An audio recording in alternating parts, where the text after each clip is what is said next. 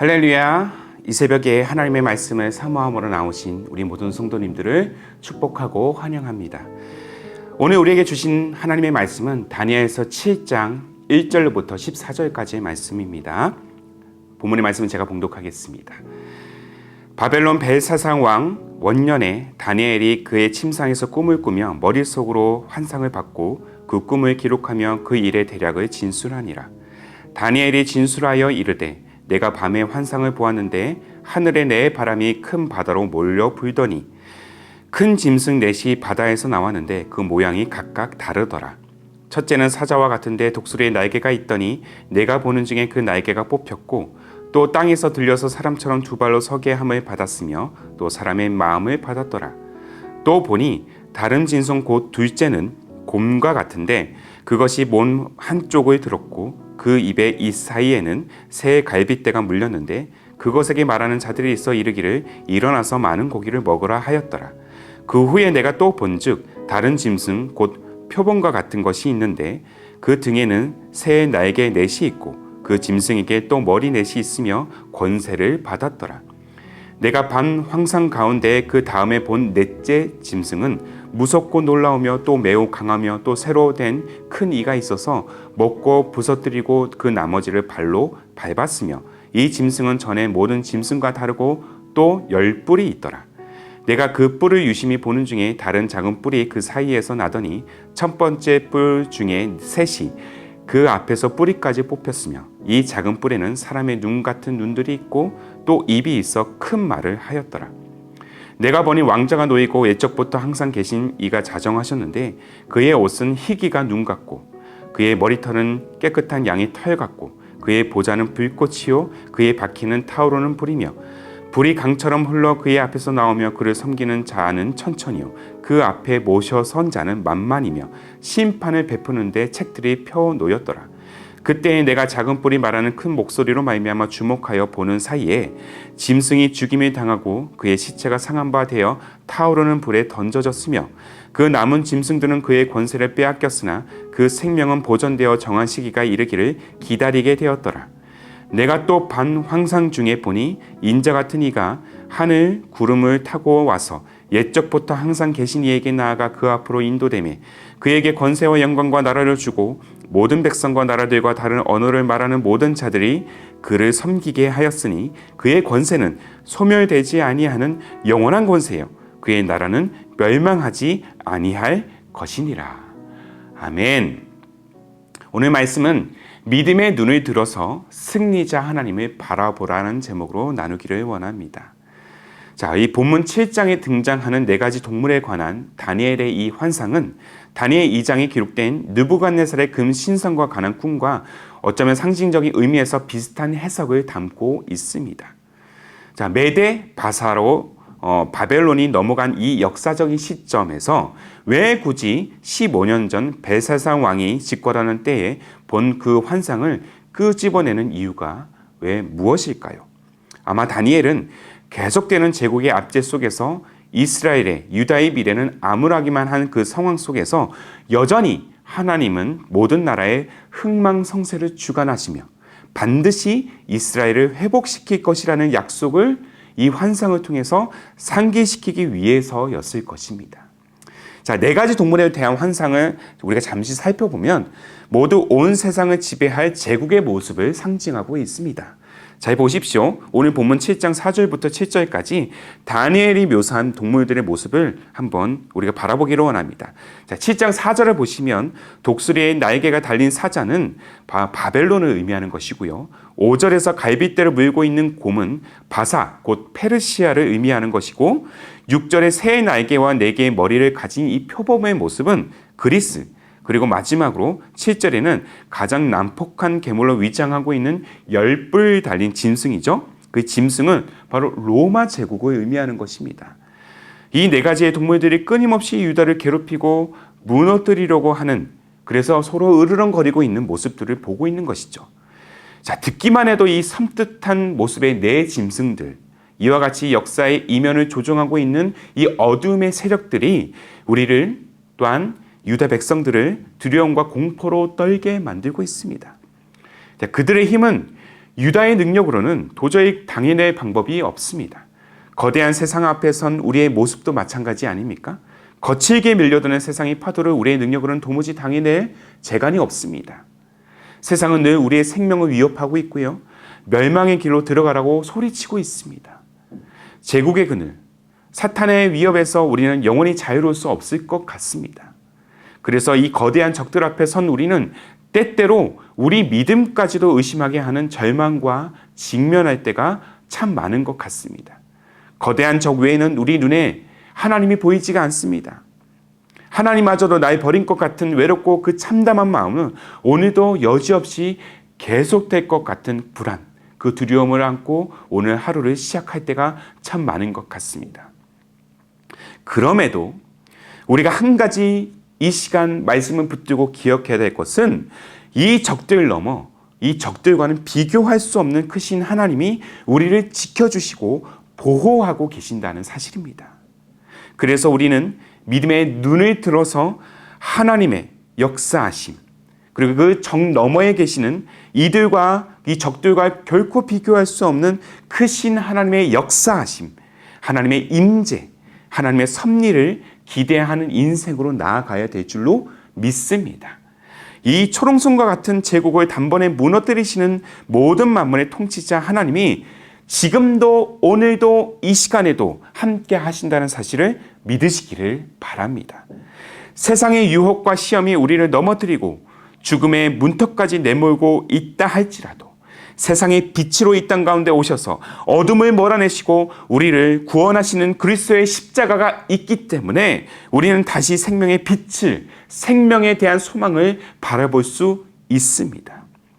자, 소년 다윗이 거대한 적인 골리앗에게 했던 선포와 같이 전쟁은 우리에게 속한 것이 아닙니다. 모든 전쟁은 말이죠, 하나님께 속해 있다는 사실을 다시 한번 우리는 기억해야 될 것입니다. 사무엘상 17장 47절의 말씀입니다. 또 여호와의 구원하심이 칼과 창에 있지 아니함을 이 무리에게 알게 하리라. 전쟁은 여호와께 속한 것인즉 그가 너희를 우리 손에 넘기시리라. 전쟁은 여호와께, 하나님께 속한 것인즉 그가 너희를 우리 손에 넘기시리라. 이 사실을 선포하십시오. 이 사실을 우리가 기억한다면 우리는 아무리 혐오스럽고 괴팍한 형상으로 우리에게 그 모습으로 그 적들이 우리에게 다가온다 할지라도, 우리의 생명을 위협한다 할지라도 반드시 승리하게 될 것입니다.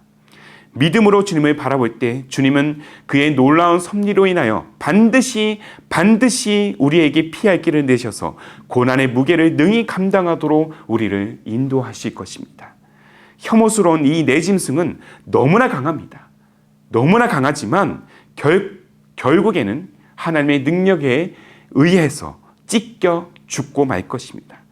영원할 것만 같았던 이 제국들은 다니엘의 환상대로 모든 처참한 멸망을 맞이하게 될 것입니다. 강하지만 영원하지 않은 승리자일 것 같지만 패배자인 그 존재는 바로 사탄을 의미하고 있는 것이죠. 영원한 나라는 하나님 나라밖에 없으며 영원한 왕은 오직 하나님밖에 없다는 사실을 선포해야 될 것입니다.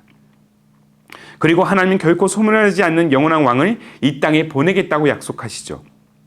그분이 누구십니까? 바로 우리를 구원하신 그 이름, 능력의 이름 예수 그리스도인 줄로 믿습니다. 때문에 우리는 전혀 두려워할 필요가 없습니다. 다니엘도 이 사실을 다음과 같이 고백하고 있지 않습니까? 본문 14절입니다. 그에게 권세와 영광과 나라를 주고 모든 백성과 나라들과 다른 언어를 말하는 모든 자들이 그를 섬기게 하였으니 그의 권세는 소멸되지 아니하는 영원한 권세요 그의 나라는 멸망하지 아니할 것이니라. 역사적으로 그리스도인들은 제국의 압제와 핍박에 자유로울 수 없었습니다. 그러나 믿음의 선배들은 복음을 들고 그들의 핍박에 끝까지 믿음으로 견뎌냈습니다. 결국 나라가 패망하는 순간에도 유다의 남은 자들은 끝까지 하나님을 향한 믿음을 지켜냈습니다. 이들의 믿음으로 인하여 유다의 혈통을 타고 예수께서 이 땅에 오셔서 십자가에서 어둠의 권세와 죄와 사망의 권세를 이기시고 승리를 선포하셨던 것입니다. 작금의 상황이 우리를 죽음으로 몰아간다 할지라도 진정한 승리자가 되시는 하나님 바라보기를 포기하지 않는다라면 반드시 우리는 승리하게 될 줄로 믿습니다. 수많은 압제에도 불구하고 믿음의 선배들이 견딜 수 있었던 비결은 바로 믿음의 눈을 들어서 오직 하나님만이 영원한 승리자라는 사실을 고백했던 그 비결이 있었기 때문이에요. 인생의 고난이 덮치고 수많은 시험이 우리를 넘어뜨리려고 합니다. 그러나 우리는 그들의 공격에 결코 믿음을 포기해서는 안 됩니다. 그들은 결국 영원한 승리자가 되시는 하나님에 의해서 영원히 멸망할 것이기 때문입니다. 승리자 하나님을 붙잡는 신앙이 바로 우리의 삶의 모습이 되어야 할 것입니다. 그러므로 사랑하는 성도 여러분, 오늘 우리의 삶이 사방에서 밀려드는 공격과 시험과 유혹으로 인해서 내 마음이 흔들리고 내면의 상처가 가득하다 할지라도, 그래서 인생의 막다른 골목에서 내가 처한다 할지라도 단 한 가지 우리가 구할 것은 바로 승리자 하나님을 바라보기를 포기해서는 안 된다라는 것이죠. 다시 한번 말씀드리지만 믿음은 지켜내는 것입니다. 믿음은 지켜내는 것인 줄로 믿습니다. 유다의 남은 자들처럼 끝까지 믿음을 지켜낼 때 소망의 꽃은 반드시 피어날 줄로 믿습니다. 나무 전체가 잘려나가도 그 뿌리 내린 나무의 밑둥은 남아서 생명력을 유지하듯이 우리 또한 이 땅의 그루터기가 되어서 믿음이란 영원한 생명력을 포기하지 않는 그러한 신앙이 되기를 소망합니다. 그리고 한 걸음 더 나아가 바울이 선포한 믿음의 고백을 이 시간 함께 우리가 선포하면서 오늘도 주어진 믿음의 길을 끝까지 걸어 나아가시는 우리 기쁨이 되는 모든 성도님들이 되시기를 주님의 이름으로 축복합니다. 로마서 5장 3절 4절의 말씀을 함께 우리가 읽고 우리의 말씀을 마무리하기를 원합니다. 다만 이뿐 아니라 우리가 환난 중에도 즐거워하나니 이는 환난은 인내를, 인내는 연단을, 연단은 소망을 이루는 줄 알미로다. 그 소망을 향해 끝까지 포기하지 않는 믿음으로 믿음의 눈을 들어 하나님을 여전히 바라보면서 흔들리지 않는 신앙을 우리가 구하며 오늘도 승리의 발걸음으로 나아가시는 귀하고 복된 그러한 승리의 여정이 되시기를 주님의 이름으로 축복합니다. 기도하겠습니다.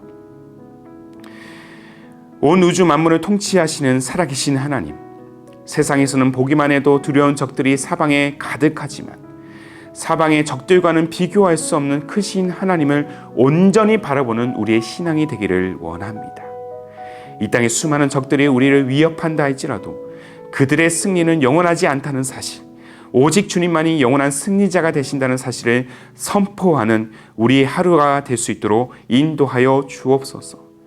우리의 마음을 무너뜨리려 하는 수많은 관계와 예기치 않은 상황 속에서도 나타난 적들의 공격에 내 영혼은 때때로 좌절과 고통에 휩싸인다 할지라도 그럼에도 믿음의 뿌리를 견고히 내려서 우리의 인생의 진정한 승리자가 되시는 주님만을 끝까지 신뢰하는 우리의 삶, 우리의 가정, 우리의 교회가 되기를 간절히 원합니다. 이 땅의 진정한 그루터기가 되어서 날마다 주신 그 소망으로 믿음의 여정을 굳건히 나아가도록 주께서 인도하여 주옵소서. 그렇게 우리를 승리의 삶으로 이끄실 영원한 왕 예수님의 이름으로 기도하옵나이다. 아멘. 오늘도 주신 말씀을 따라서 두 가지의 기도 제목을 붙들고 간절히 기도하기를 원합니다. 먼저는 우리의 삶이 사방에 밀려드는 공격과 시험과 유혹으로 인해서 그 마음이 흔들린다 할지라도 승리자 하나님 바라보기를 포기하지 않는 신앙이 되게 하옵소서. 한 걸음 더 나아가 죄와 사망의 권세를 이기시고 부활하신 예수님의 그 이름을 붙들고 오늘도 이 땅의 그루터기가 되어서 신실한 믿음으로 일어서는 우리의 삶, 우리의 가정, 또한 우리의 교회가 되게 하여 주옵소서.